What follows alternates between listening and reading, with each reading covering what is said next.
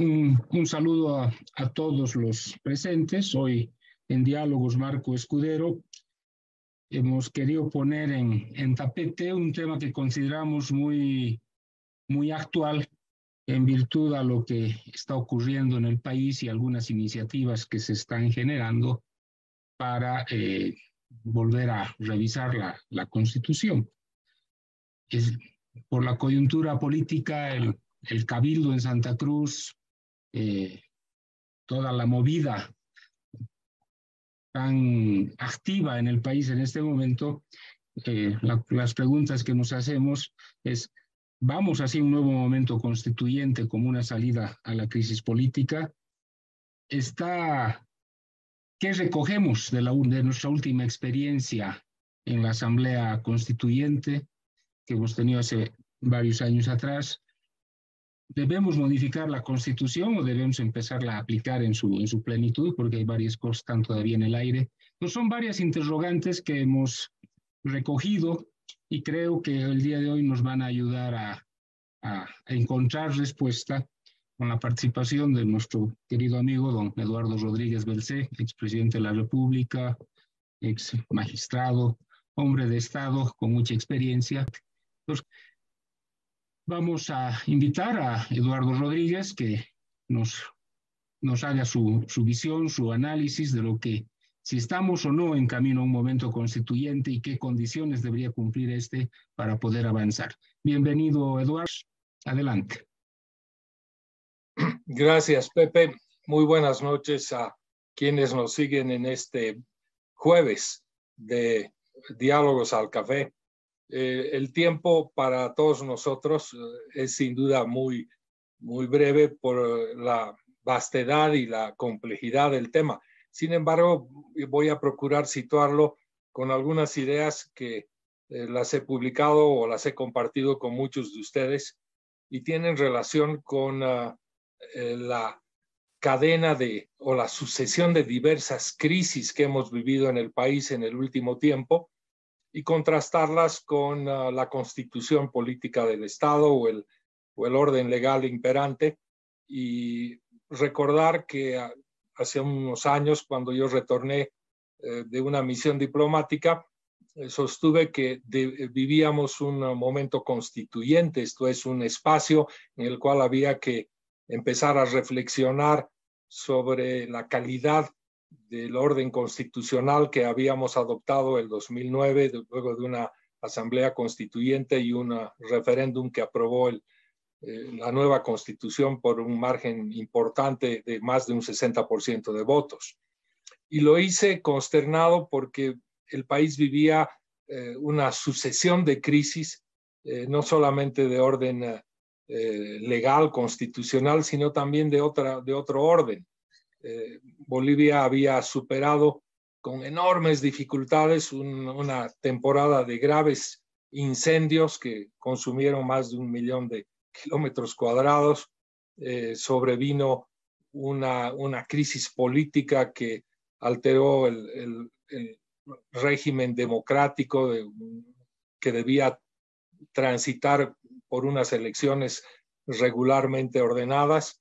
Y luego sobrevino una pandemia con efectos devastadores, no solamente en la salud, sino en la educación, en la economía y en la convivencia ciudadana. Esto me llevó a pensar en términos generales que el Estado plurinacional de Bolivia no estuvo ni está con las condiciones para enfrentar este tipo de crisis que recientemente se han vuelto a manifestar con las discrepancias sobre la realización del censo y una crisis que va escalando con contingencias todavía impensables, por lo que ha vuelto a nuestra preocupación el tema del momento constituyente, entendido, insisto, en un espacio en el que deberíamos reflexionar si tenemos las condiciones para enfrentar crisis y cómo las resolvemos. En ese tiempo sostuve que uno de los grandes problemas que tiene el país es de la gobernanza democrática, expresado en las crisis sobre todo en la reciente crisis política del 2019, cuando sufrimos una alteración de un fracaso constitucional severo. Yo soy ajeno a reducir esa crisis a estos discursos, fue un golpe o fue fraude. He insistido siempre que esta crisis representó un fracaso constitucional transversal en los que se puede identificar nítidamente las falencias de los principales órganos de poder, las falencias de las principales instituciones democráticas, esto en el ámbito legal, y sobre todo la falencia de la posibilidad de constituirnos, de tener una sociedad diversa, muy plural, como un país, como una sociedad que potencialmente pudo haber logrado un pacto social a través de una nueva constitución. Yo creo que se puede desagregar esta crisis en esos términos, y la crisis del 2019 es muy reveladora. El órgano electoral, que se convirtió en uno de los nuevos órganos de poder, porque tradicionalmente el país tenía los tres órganos del sistema democrático, liberal, judicial, ejecutivo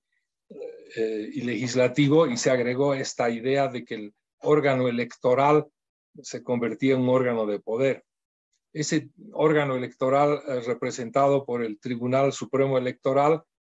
fue tal vez el que dio la primera muestra de falta de capacidad en sostener una elección el año 2019, y ser víctima posiblemente de presiones, o quién sabe qué los llevó a mostrar que una elección en la que los ciudadanos concurren en paz y disciplinadamente, como siempre lo hacen en este país, y generar una escalada de desconfianza cuando se produce una suspensión de los resultados preliminares y estalla una violencia nunca antes vista contra las oficinas electorales, en repudio a esta incapacidad o falta de integridad y transparencia del Tribunal Supremo o los tribunales departamentales para sostener la elección del año 2019. También hay un fracaso notable del poder, del órgano ejecutivo,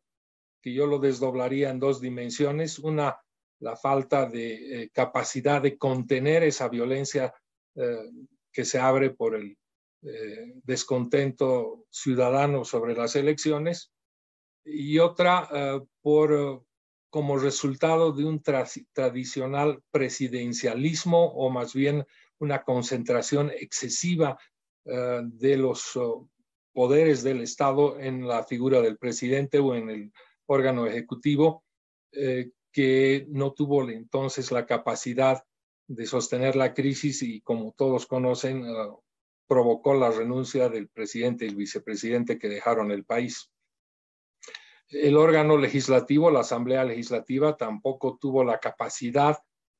como el principal órgano de representación plural de la diversidad política e incluso étnica del país, de contener esa crisis. Se produjeron graves situaciones en las que no pudieron reunirse, o si se reunían lo hacían en espacios de concertación ad hoc en la Universidad Católica, y con intervenciones de actores no necesariamente representativos de esa asamblea,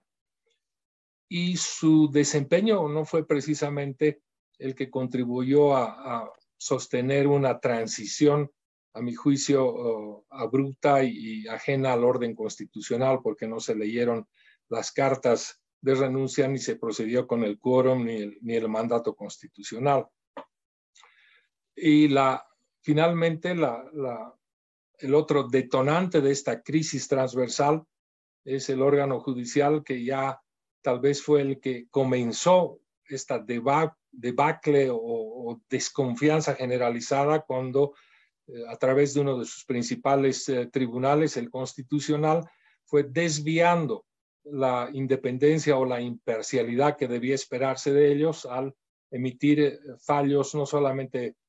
favorables a intereses político-partidarios o personales, denotando su falta de eficacia, sino transformando una decisión de soberanía popular del referéndum 21F en un fallo que generó una gran polémica en su tiempo, la otorgación del derecho de volver a postularse como candidatos a Álvaro García y Evo Morales como candidatos a una elección, pese a que la Constitución y el referendo popular lo había negado. Esta, a mi juicio, fue una de las primeras manifestaciones de esa crisis que ya venía de antes y que se consolidó como una falta de idoneidad judicial, cuando también, luego de que la señora senadora Yanine Áñez decide autoproclamarse, emite un comunicado sosteniendo que esa posición, esa asunción de la presidencia respondía a una línea de transición automática y daba la idea de que era un acto constitucional, pese a que ese comunicado no respondía a un razonamiento de un proceso contradictorio y razonado y era totalmente ajeno al orden judicial establecido. De manera que en esta brevísima referencia doy cuenta de que los 4 principales órganos de poder habían venido fracasando sistemáticamente en la gobernanza del Estado. Algunos apuntes adicionales fundamentales. Comenté que era este hiperpresidencialismo que lo tenemos desde el inicio de la República, luego convertido en Estado plurinacional, a mi juicio, es tal vez uno de los problemas más severos que tenemos. No tiene el órgano ejecutivo y sobre todo el presidente una relación de contención o de equilibrio con la Asamblea Legislativa para que funcionen los contrapesos y balances que permita una funcionalidad en las decisiones del Ejecutivo y el Legislativo, y lo cual se expresa precisamente en el texto constitucional, en los anteriores y en el del 2009, cuando el presidente tiene cerca de 30 atribuciones que las ejerce como jefe de Estado y cabeza del órgano ejecutivo. Y esto lo estamos viendo en esta crisis que vivimos estos días, cuando es el presidente el que podría actuar y tener una posibilidad de diálogo o de interacción con el legislativo, pero eso no sucede ni va a suceder, porque el orden constitucional es precisamente el que se invoca para poner en un texto de debate si son competencias privativas o que si la ley puede estar por encima o que si la ley mata decreto, etc. A mi juicio, todo esto representa una construcción, un diseño fallido de coexistencia, de gobernanza democrática. Sin mencionar una última experiencia, que por ejemplo los presidentes asisten una sola vez a la Asamblea Legislativa, antes al Congreso, para leer un texto de informe, el cual no puede ser debatido, rebatido y no tiene consecuencia alguna. Eso muestra una adhesión a un modelo presidencialista que en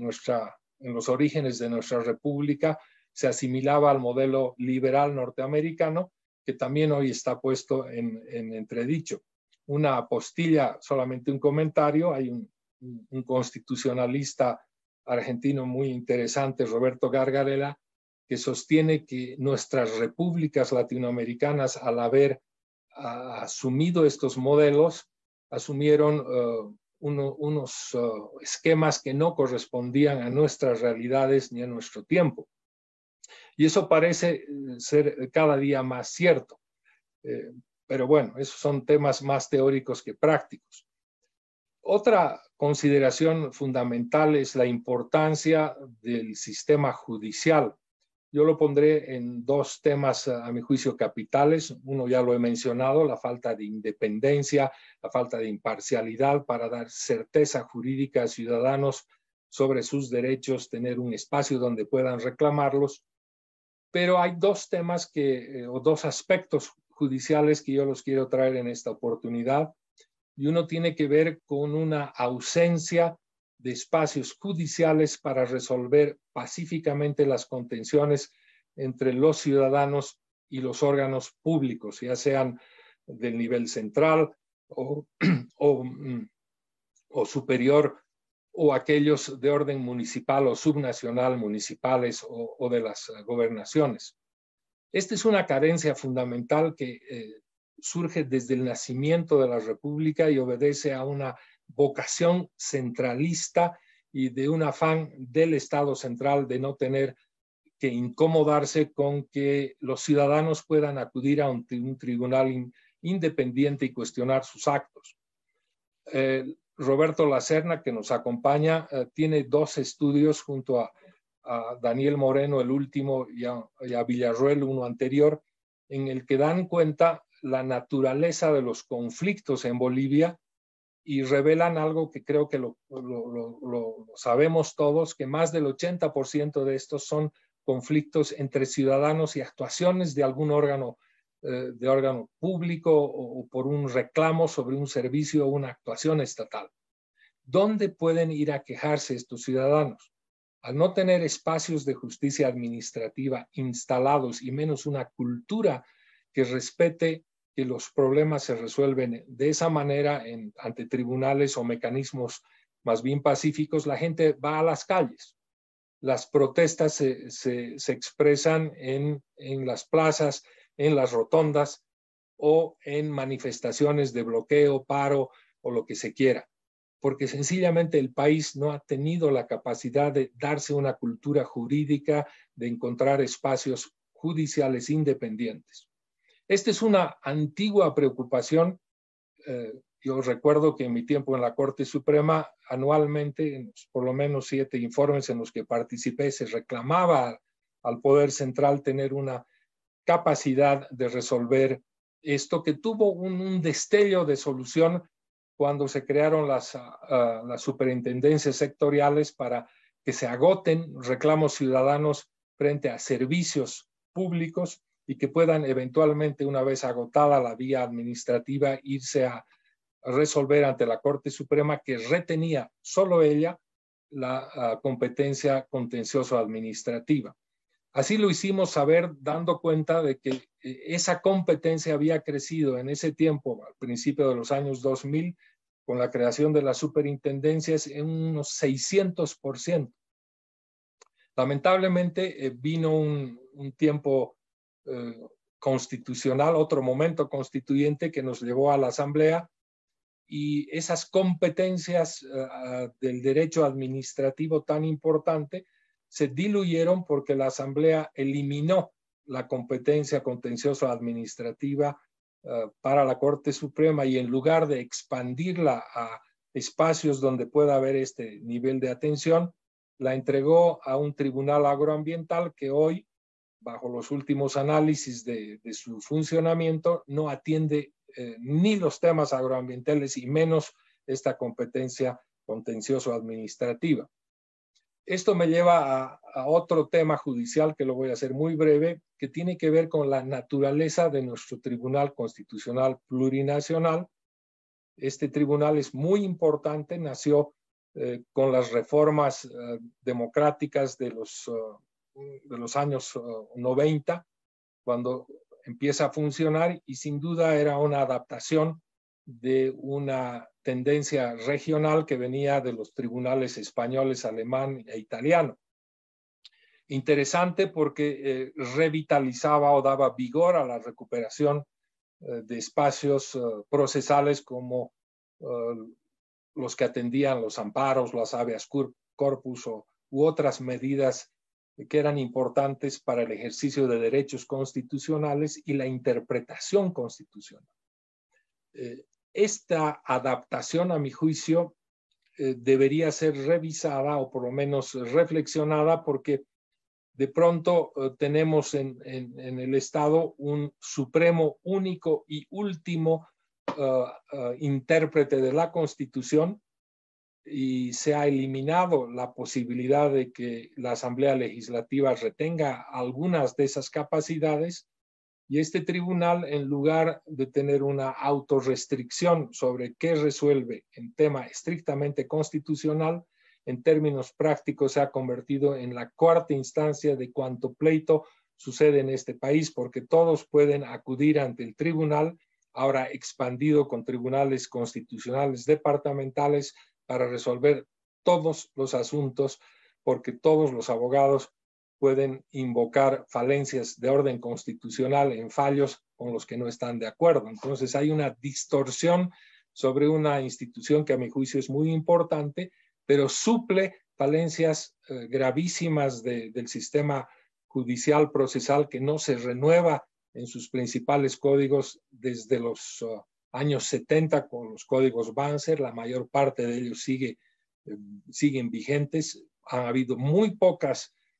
modificaciones, y el caos normativo y el caos de un sistema judicial que está en franca, digamos, no solo deterioro, sino estado crítico de convivencia con el Estado. Es muy difícil pensar que esto pueda resolverse de manera sencilla, y menos, creo, a través de una reforma parcial.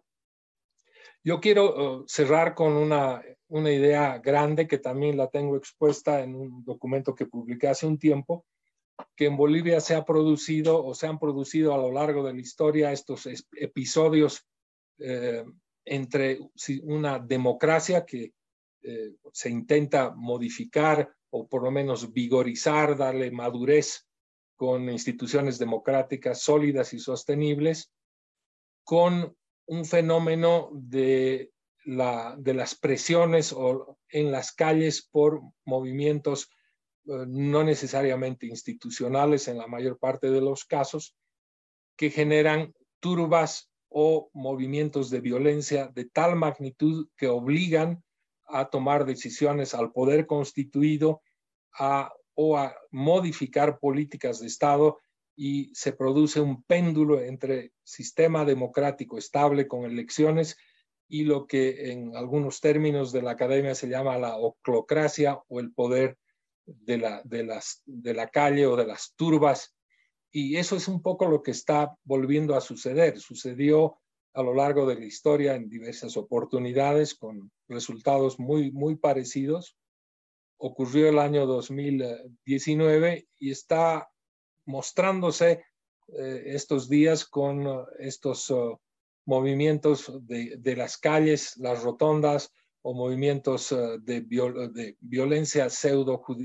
autorizada, que ponen en brete esta convivencia democrática a la cual deberíamos aspirar. Por eso creo que hay demasiados motivos para pensar que vivimos un momento de reflexión constituyente, en el cual deberíamos